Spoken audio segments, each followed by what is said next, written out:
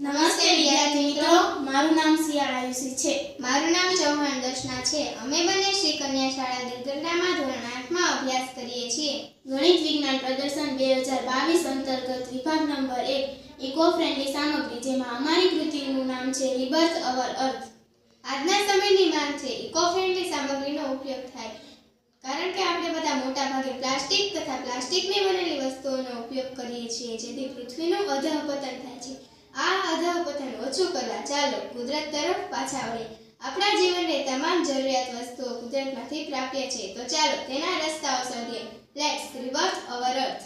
આ કૃતિ પાછળનો અમારો હેતુ કુદરતી પ્રાપ્ય જૈવિક તથા અજૈવિક વેસ્ટમાંથી ઓછા ખર્ચે બેસ્ટ વસ્તુઓ બનાવવી.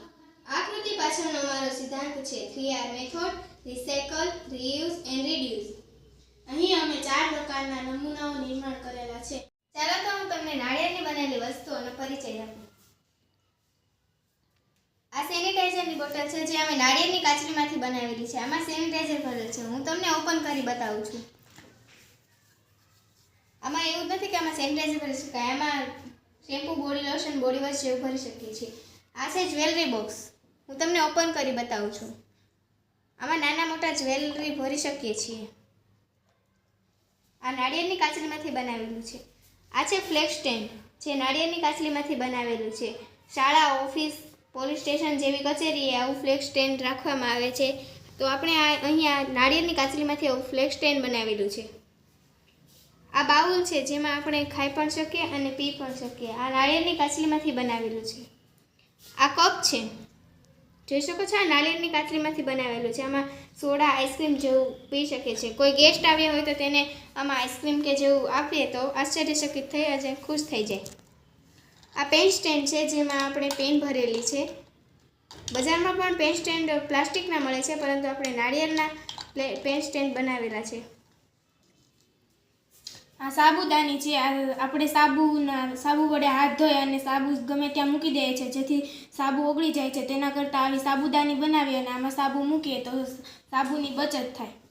આ સાવરણા છે, જ્યાં બારીમાં નાની મોટી જગ્યાએ કચરો હોય તો આ સાવરણાથી આસાનીથી કાઢી શકીએ છીએ. આ વાસણ કપ છે.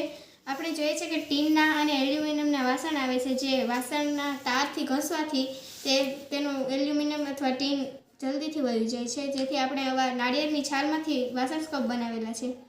આ ઊન સ્ટેન્ડ છે, જે સ્ત્રીઓ ઊનની ગૂંથણ કરતી હોય છે ત્યારે દડો વિખાઈ જાય માટે આ ઊન સ્ટેન્ડ બનાવી તેથી સરળતાથી ઊન નીકળી શકે છે. આ પેપર નેપકિન સ્ટેન્ડ છે, જે આપણે નાળિયેરની કાચરીમાંથી બનાવેલું છે. આવા પેપર નેપકિન સ્ટેન્ડ હોટલ, પાણી સ્ટેન્ડ જેવા જગ્યાએ જોવા મળે છે. આ બટન છે, જે નાળિયેરની કાચરીમાંથી આવા કટ કરી બનાવેલા છે. આવા આપણે કપડામાં પણ ચિપકાવી શકીએ છીએ. આ રાખડી છે, જે નાળિયેરની કાચરીમાંથી બનાવેલી છે. આ નેકલેસ છે, જે ઊન અને નાળિયેરની કાચરીમાંથી બનાવેલ છે. બજારમાં જે નેકલેસ મળે છે તે ખૂબ ખર્ચાળ હોય છે, તેના કરતાં ઘરે બનાવેલો નેકલેસ ઓછો ખર્ચ. આ બુટ્ટી છે, જે આપણે નાળિયેરની કાચરીમાંથી બનાવેલી છે.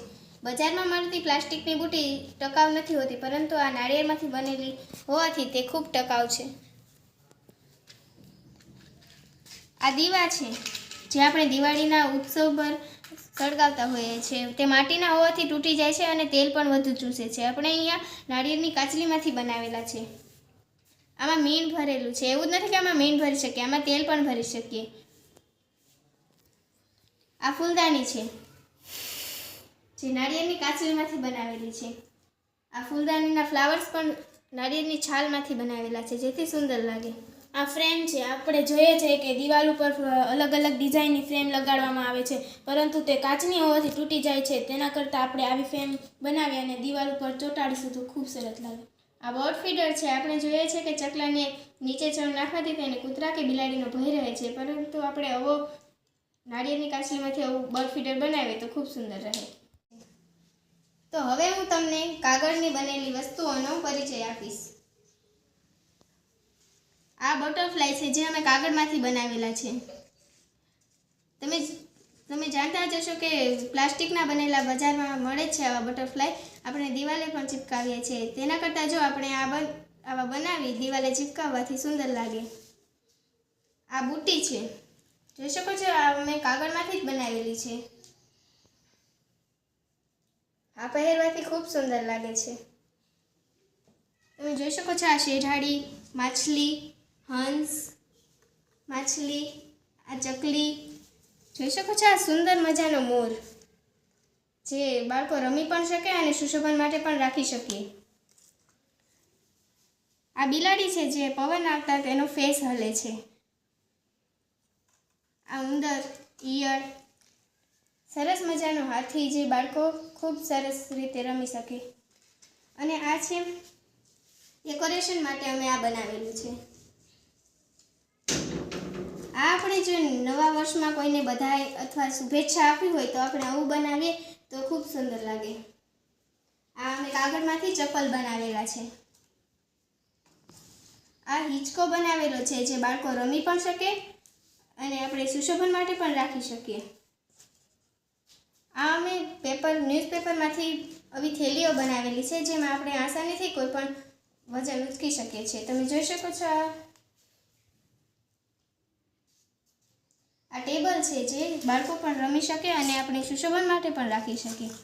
ખાસ કરીને તમને ખબર જ હશે કે આપણે વિશ્વ સિંહ દિનની ઉજવણી માટે આવા મોરા પહેરી ઉજવતા હોય છે જે અમે કાગળમાંથી બનાવેલા હોય. આ બિલાડીનો પણ ફેસ બનાવેલો છે. આ હોડી છે જે બાળકો રમી શકે. હવે અમે પરિચય આપશું વેસ્ટ પ્લાસ્ટિકમાંથી બનાવેલી વસ્તુઓનો. આ પેન સ્ટેન્ડ છે. અમે આ પ્લાસ્ટિકની બોટલમાંથી બનાવેલો છે. જ્યાં વધારે પેનનો ઉપયોગ થતો હોય ત્યાં આવું પેન સ્ટેન્ડ બનાવીને રાખવું જરૂરી. આ બાસ્કેટ છે. આ પણ અમે પ્લાસ્ટિકની બોટલમાંથી જ બનાવેલું છે. આ અમે સીડીમાંથી આવા ચિત્રો બનાવેલા છે. આ વેસ્ટ છે સીડીમાંથી બનાવેલ. જોઈ શકો છો આ સફેદ રંગમાં 7 રંગમાં વિભાજન. જોઈ શકો છો આ સીડીમાંથી જ બનાવેલું છે. આ હૃદયની આકૃતિ છે જે આપણે ભણવામાં પણ આવે છે. આ નોટિસ બોર્ડ ઉપર રાખવાથી આપણે સરળતાથી સમજી શકીએ છીએ. જ્યાં ધૂમ્રપાન વધુ થતું હોય ત્યાં આવું રાખવાથી ધૂમ્રપાન ઓછું થશે. જોઈ શકો છો આ સીડીમાંથી જ બનાવેલું છે. આ ડેકોરેશન માટે બનાવેલું છે. આપણે ઘરે કોઈ પણ તોરણ કે રાખતા હોય તેની જગ્યાએ આ રાખવાથી ખૂબ સુંદર લાગે. આ પણ સીડીમાંથી જ બનાવેલું તમે જોઈ શકો છો. આ બ્રહ્માંડની આકૃતિ છે. આ આપણે ડેકોરેશન માટે રાખેલું છે અને આ આપણે રાત્રિના તારા દોરેલા છે જે ડેકોરેશન માટે છે. આ પ્લાસ્ટિકના દડા અને કપમાંથી બનાવેલું છે જે સુશોભન માટે ખૂબ સુંદર લાગે. આ આપણે પ્લાસ્ટિકની બોટલમાંથી આવું પાઉચ બનાવેલું છે જેમાં આપણે પેન્સિલ પણ ભરી શકીએ. હું તમને ઓપન કરી બતાવું છું.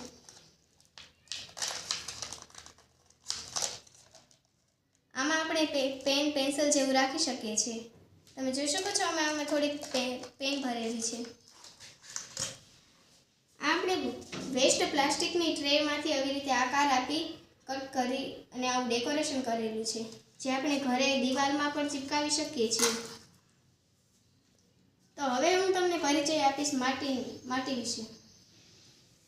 આ કિચન સેટ છે જે બાળકો રમી શકે છે.